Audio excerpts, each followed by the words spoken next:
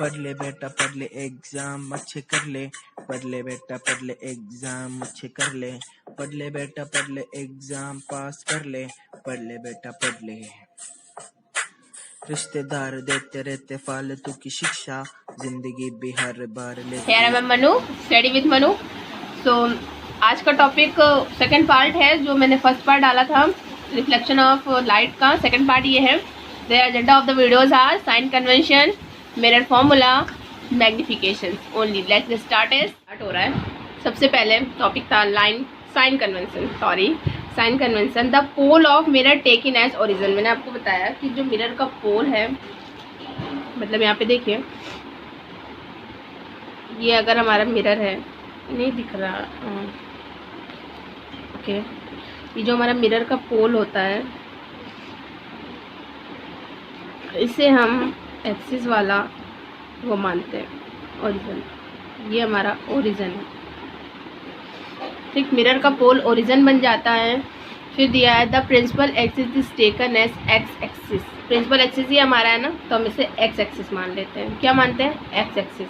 The object is always in left. Object हमेशा left side पर होता है। यार कोई भी ऑब्जेक्ट हो, हर इंसान जानता है कि अगर शीशे में कुछ देखना है तो शीशे के सामने ही खड़े होना पड़ेगा,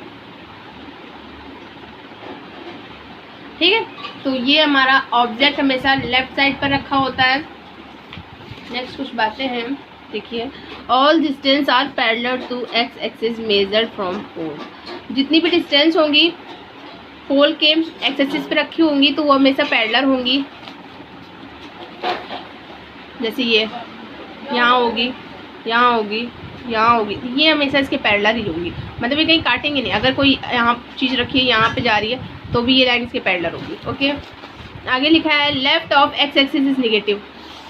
एक्स एक्सिस का लेफ्ट ये जो होता है इधर वाला, वो नेगेटिव पार्ट होता है, सब जानते हैं। इधर वाला पॉजिटिव होता है, इधर वाला नेगेटिव होता है। तो इसका मतलब क्या है कि हमारी कोई भी जो ऑब्जेक्ट रखी होगी, वो हमेशा, मैंने बताया कि कोई भी ऑब्जेक्ट हमेशा लेफ्ट साइड पे रखी जाती है। तो लेफ्ट साइड पे अगर कोई ऑब्जेक्ट रखी है और लेफ्ट साइड पे जितने भी साइन होते हैं सब निगेटिव होते हैं, तो ऑब्जेक्ट हमारा हमेशा निगेटिव रहेगा। नेक्स्ट दिया है focal length of convex mirror is positive. Convex mirror की फोकल लेंथ पॉजिटिव होती है स्टूडेंट्स। देखिए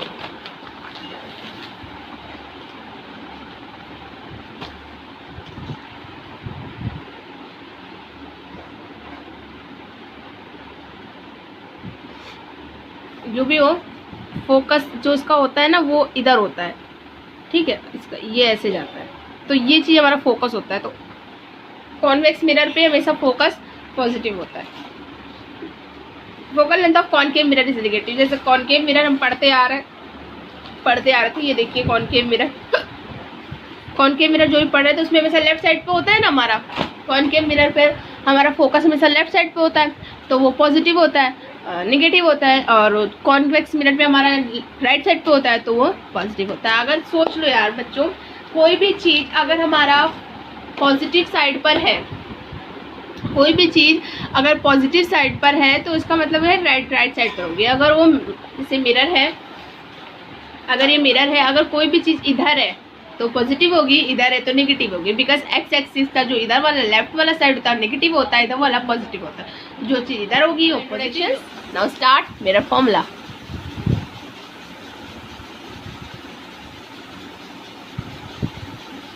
here is the concave mirror,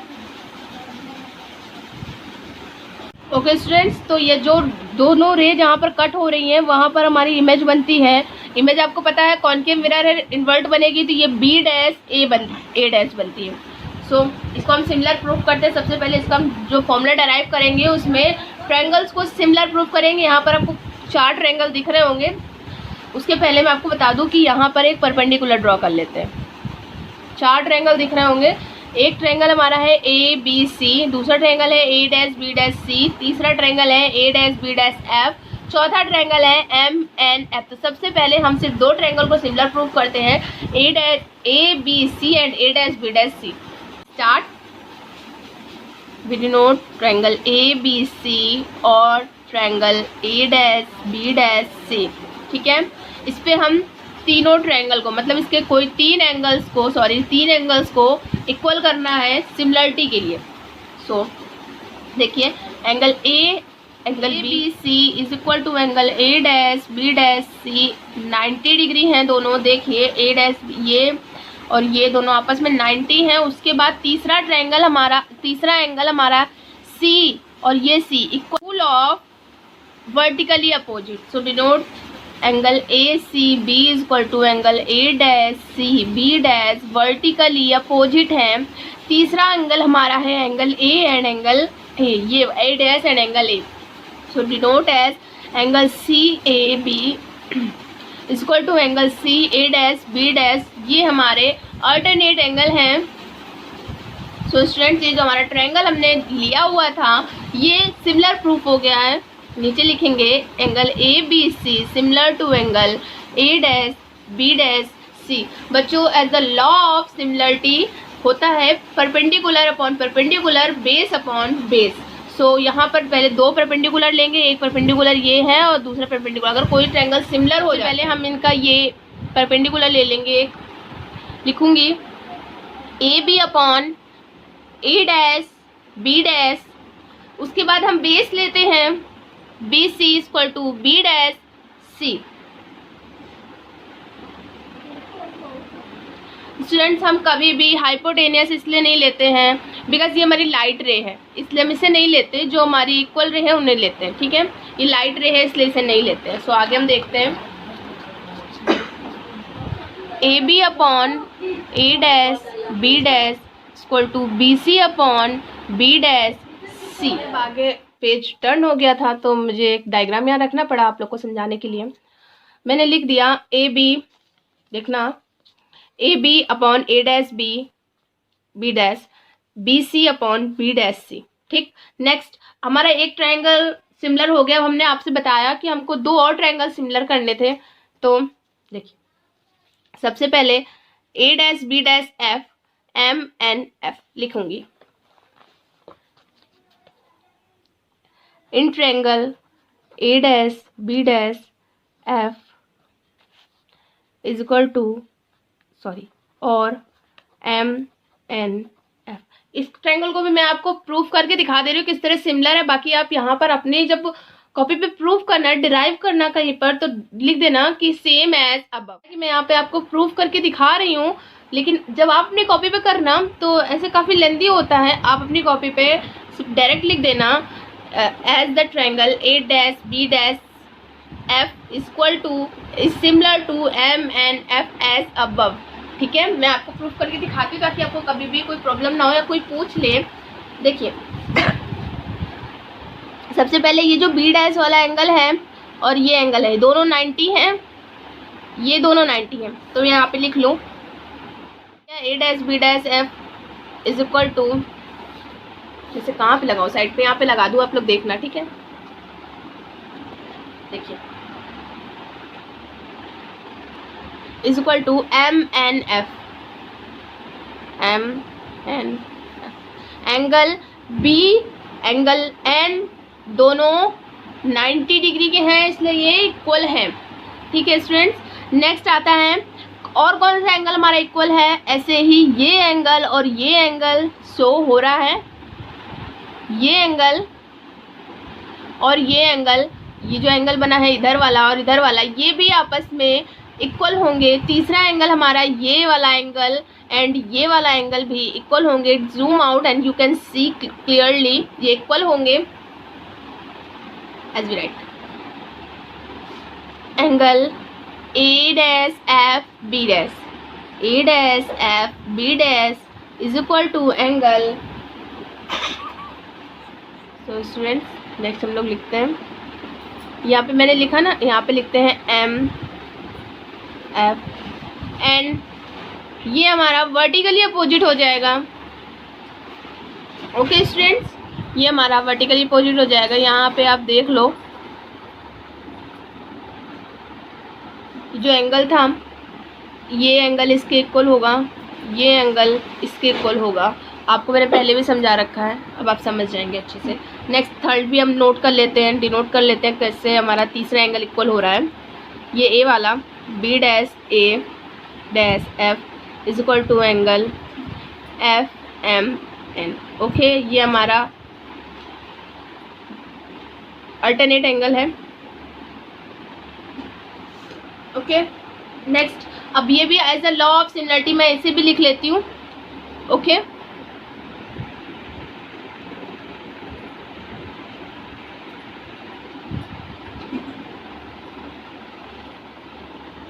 as a law of similarity, सबसे पहले इसका ये परपेंडिकुलर और इसका ये परपेंडिकुलर इक्वल होंगे, लिख लेते हैं हम A dash B dash, A dash B dash equal to upon M N is equal to B dash F is equal to N F, B dash F is equal upon M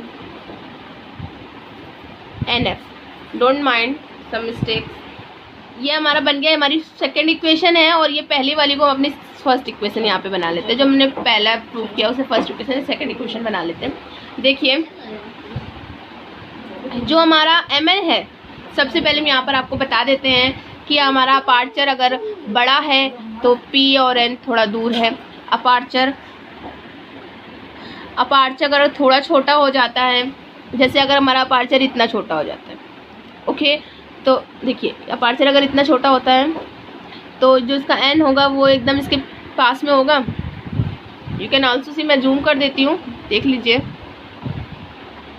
अगर हम अपना कोई छोटा aperture लेते हैं, ठीक है, और उस पर हम कोई प्रिंसिपल एक्सिस रखते हैं, इस पर कोई हम ऑब्जेक्ट रखते हैं, यहाँ से हमारी रेज आती है, फिर यहाँ होकर आती है, इसके बाद जो हमारा बनेगा तो वही यहीं पर आएगा ना। देखिए यहाँ पर आ गया। हो सकता है कोई और छोटा अपार्चर हो, इतना छोटा, तो उस पर जो हमारा एन होगा वो हमारे पी के एकदम पास में आ जाएगा, मतलब पी और एन इक्वल हो जाएंगे आपस में। ओके, पी और एन आपस में इक्वल हो, कोई जितना छोटा अपार्चर होगा उतना ही ज़्यादा पी और एन पास में आते रहेंगे। तो एक अपार्चर ऐसा मिलता है जहाँ पर पी और एन हमारे इक्वल हो जाते हैं। ओके बच्चों, तो हम यहाँ पे क्या लिख सकते हैं, हम यहाँ पर लिख सकते हैं कि जो हमारा ये एन एफ है, ये जो हमारा एन है वो हमारा पी के इक्वल हो जाता है। If aperture is small, of mirror is very small, मैंने आपको बता दिया। If aperture is very small, you can see if aperture is very small, so point P is very close to point N, so they are equal, approximately equal. Okay students, so आगे देखो, अगर हमारा समझ लीजिए, for Hindi students नहीं समझ पा रहे हैं तो देख लीजिए कि अगर हमारा जो ये अपार्चर होगा जिस पर हमारी रे आती हैं, अगर वो बहुत छोटा है तो ये P और ये N काफ़ी पास आ जाएंगे, तो लगभग इक्वल हो जाएंगे, लगभग इक्वल हो जाएंगे। इक्वल होते नहीं हैं लेकिन लगभग इक्वल हो जाएंगे, जो मैंने आपको इस वीडियो पे भी दिखाया है। यहाँ पर इस पे दिखा दिया कि अगर ये दोनों एकदम पास आ जाते हैं, इस पे देख लीजिए एकदम पास आ जाते हैं, तो P और N लगभग इक्वल हो जाते हैं, अप्रॉक्सीमेटली इक्वल हो जाते हैं। So student you can see that, हम लिख सकते हैं P is equal to N। Okay, so ya get also that P is equal to N। तो यहाँ पर जहाँ पे मैं जहाँ पर मेरा N रखा हुआ है वहाँ पर मैं P रख सकती हूँ ना, बिकॉज P और N इक्वल है। तो ये जहाँ पर हमने NF लिख रखा है, ये कुछ नहीं है, वो मिस्टेक है, उसे माइंड मत करना। ये जहाँ पे मैंने रखा हुआ है A dash B dash upon M N is equal to B dash F upon, जहाँ पर हमारा N है वहाँ पर हम P डिनोट कर सकते हैं, P F। ओके ओके, उसके बाद देखिए यहाँ पर ये लाइन ख़त्म होती है। उसके बाद हमारा आता है कि हमने हमेशा पढ़ा हुआ है कि जब दो लाइन पैरेलल होती है और रे पैरेलल जा रही है, ये आपको दिख रहा है, जब दो लाइन आपस में पैरेलल होती है तो इनके बीच की कितनी भी बड़ी लेंथ हो वो हमेशा बराबर रहती है। अगर ये दोनों लाइन पैरेलल है तो इट मीन्स इनके बीच की हमेशा जो डिस्टेंस रहेगी, जो भी डिस्टेंस रहेगी इनके बीच हमेशा इक्वल रहेगी। सो ये जो डिस्टेंस है हमारी ए बी, ये हमारी ऑब्जेक्ट की लेंथ है, वही है हमारी दोनों पैरेलल लाइन की डिस्टेंस भी होगी। और यहाँ पर एम एन जो हमने परपेंडिकुलर ड्रॉ किया है ये भी हमारा डिस्टेंस ही है। ओके, तो यहाँ जहाँ पर हमने ए बी रखा है वहाँ पर हम एम एन लिख सकते हैं, जहाँ पर हमने एम एन लिख रखा है वहाँ पर हम ए बी लिख सकते हैं। ओके, तो हाँ यार, ये जो एम एन लिखा हुआ है यहाँ पर हम M N is equal to A B लिख सकते हैं। ठीक है, as a law of parallel lines. ठीक है, लिखते हैं ए डैश बी इज, जो हमारी थर्ड इक्वेशन है इसे हम रेसिप्रोकल कर देते हैं। देखिए जो हमारी लिखी हुई थी A dash B dash upon A B is equal to B dash F upon P F, तो हम इसे रेसिप्रोकल करते हैं।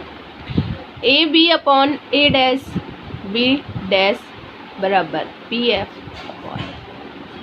ओके स्टूडेंट्स, तो ये इक्वेशन जो हमारी बनी है फोर्थ, ये इक्वेशन और ये फर्स्ट इक्वेशन कुछ इक्वल है, आपको स्क्रीन पर साफ साफ दिखाई देंगी। देखिए अब ये जो इक्वेशन है ये पार्ट और ये पार्ट इक्वल है, LHS इक्वल है तो RHS इक्वल होगा, as in note that well. आगे हम लिख लेते हैं कि LHS इक्वल है तो RHS इक्वल, तो RHS भी आपस में इक्वल है। लिख लेंगे B C upon B dash C is equal to P F upon B dash F. Okay, अब देखिए स्टूडेंट, हम क्या करते हैं कि सारी जितनी भी हम डिस्टेंस लेते हैं पोल से लेते हैं, तो बाकी एक डिस्टेंस तो हमारी पोल से है, बाकी अदर नहीं है तो हम अदर भी ले लेते हैं पोल से। देखिए सबसे पहले हम ऊपर लगा दे रही हूँ, आप आराम से समझिए, प्रॉब्लम नहीं होगी आपको। देखिए ये हमारी पहले डिस्टेंस दी हुई है BC। ओके, क्या दी है BC, हम साइड पे नोट कर ले रहे हैं। ठीक है, आपको साइड पे दिख जाएगा, स्क्रीन पर दिख जाएगा कि मैं कैसे सारी इक्वेशंस को अलग कर रही हूँ। ठीक है, इस साइड पे आपको दिखाएगा। यहाँ पर देखिए ये BC दिया हुआ है, सबसे पहले हम BC को पोल से लेते हैं, B एंड C। पोल से लेने पर सबसे पहले PB में से PC हटा देंगे, PB में से PC हटा देंगे तो BC बचेगा। आपको यहाँ पे दिख रही होगी, PB में से PC, ये PB है हमारा पूरा, इसमें से PC हटा देंगे तो हमारा BC बचेगा। तो हमारी इक्वेशन उससे आ गई पोल से। नेक्स्ट हमारा दिया हुआ है B dash C, B dash C, इसकी भी आपको स्क्रीन पे यहाँ पे शो हो रही होगी। देखिए B डैश C लाना है तो हम PC में से PB डैश हटा देंगे तो B डैश C बच जाएगा। ठीक है स्टूडेंट, यहाँ पे शो हो रही है, आप आराम से देख लीजिए। उसके बाद ये PF है तो ये पोल से ली हुई है। उसके बाद B डैश F है, B डैश F।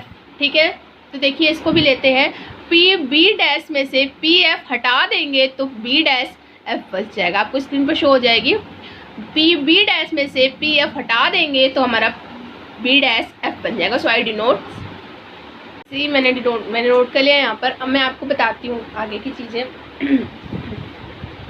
देखिए क्या है कि अब हम देखते हैं इन सब की हमको रेंज लिखनी है, दूरियाँ लिखनी है, किस तरह डिनोट कर।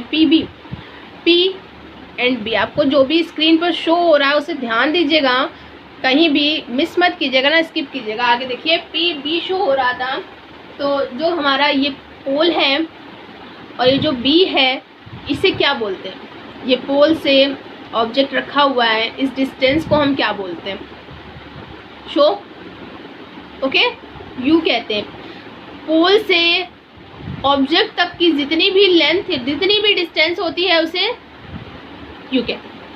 नेक्स्ट है हमारा, हम यहाँ पे डिनोट कर दे रहे हैं, साइड में आप देख लेना, स्किप मत करना, ना ही उसे इग्नोर करना। फिर उसके बाद हमारा नेक्स्ट आता है P और C। सेंटर ऑफ कर्वेचर से पोल की जितनी भी डिस्टेंस होती है उसे R कहते हैं, यू कैन सी देयर, उसे R कहते हैं। उसके बाद PB डैश, PB डैश, यहाँ पर इमेज बन रही है, ये P है, पोल है, पोल से इमेज की दूरी को V कहते हैं, यू कैन सी हेयर। पोल से इमेज की दूरी को V कहते हैं।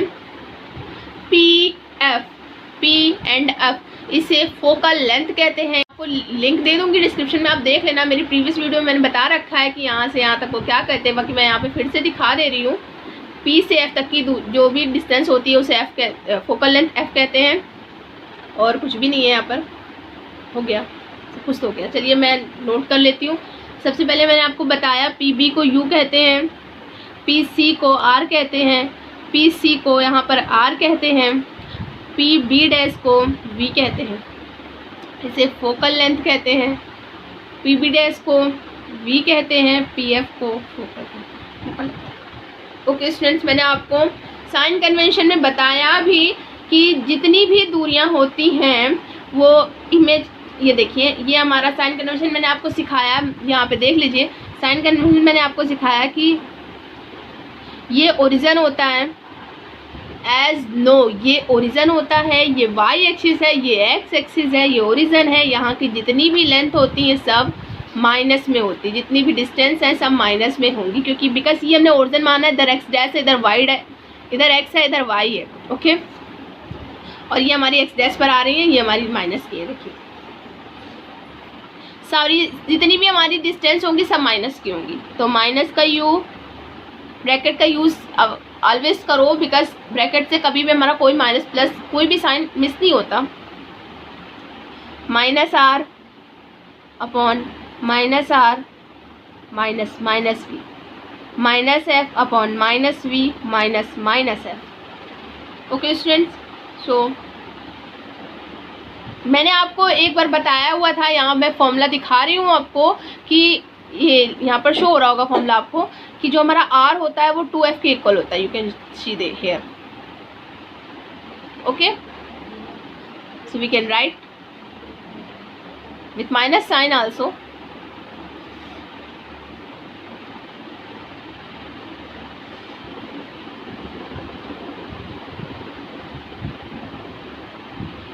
Students, then multiply, and you are math students, do it. Minus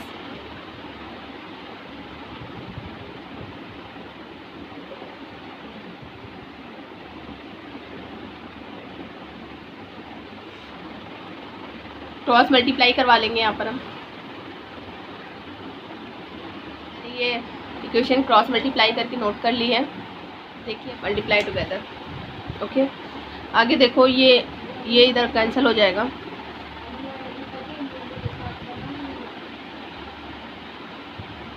इधर आ जाएगा, ये माइनस का है, हाँ माइनस का, इधर आके प्लस का हो जाएगा, इक्वल टू 0 हो जाएगा एफ वी। देखिए students, U V minus U F, ये हमारा प्लस माइनस माइनस हो जाएगा, माइनस का एफ वी। ये हमारा प्लस का है, इसको उधर भेज देंगे, या ये दोनों माइनस के इन्हें उधर भेज दो।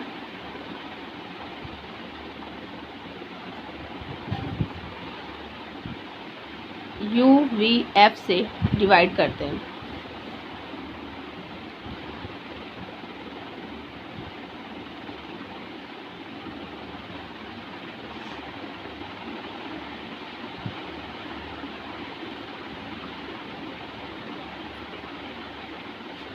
आगे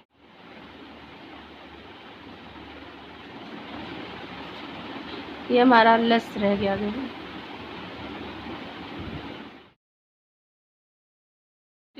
तो नेक्स्ट टॉपिक हमारा लास्ट टॉपिक है magnification. It is the last topic of reflection. क्या है? It express as the ratio of height of image and height of object. मतलब इसमें क्या होता है, मैग्निफिकेशन अगर किसी चीज़ का करते हैं तो इसका मतलब यही है, सिंपल सी इसकी डिफिनेशन है। It express the ratio of height of image and ratio of height of object. Okay, मतलब हाइट की जो हाइट होता है इमेज का और जो हाइट होता है ऑब्जेक्ट का, इनका रेशियो होता है। देखिए एम, इसे एम से डिनोट करते हैं मैग्निफिकेशन को। स्पेलिंग से आप समझ रहे होंगे, M height of image upon height of object. मतलब इमेज की हाइट और ऑब्जेक्ट की हाइट। ऑब्जेक्ट को यू कहते हैं और इमेज को वी कहते हैं, यू नो वेल। ये है if M is negative image is real. अगर हमारा एम माइनस का आ रहा है तो हमारी इमेज रियल होगी।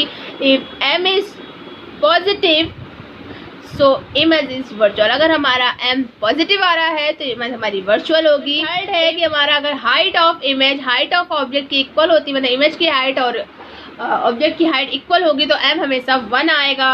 और मिरर, मतलब जो हमारे मिरर के सामने जो ऑब्जेक्ट रखा है एंड जो उसकी इमेज बन रही है वो हमेशा इक्वल रहेगी। फोर्थ पॉइंट है, अगर हमारी इमेज की हाइट ऑब्जेक्ट की हाइट से बड़ी होती है तो m हमेशा 1 से कम ज़्यादा हो जाता है। और हमारा ऑब्जेक्ट जो होता है वो हमेशा इमेज से छोटा होता है और जो इमेज बनती है वो ऑब्जेक्ट से बड़ी बनती है। नेक्स्ट है 5th पॉइंट है, इफ़ अगर हमारी इमेज जो ऑब्जेक्ट से मतलब image of height object of height से छोटी है, मतलब हमारा ऑब्जेक्ट बड़ा है और हाइट इमेज छोटी आ रही है, तो इसका मतलब यही है कि जो 1 होगा, जो m होगा वो 1 से कम होगा और हमारी इमेज छोटी बनेगी।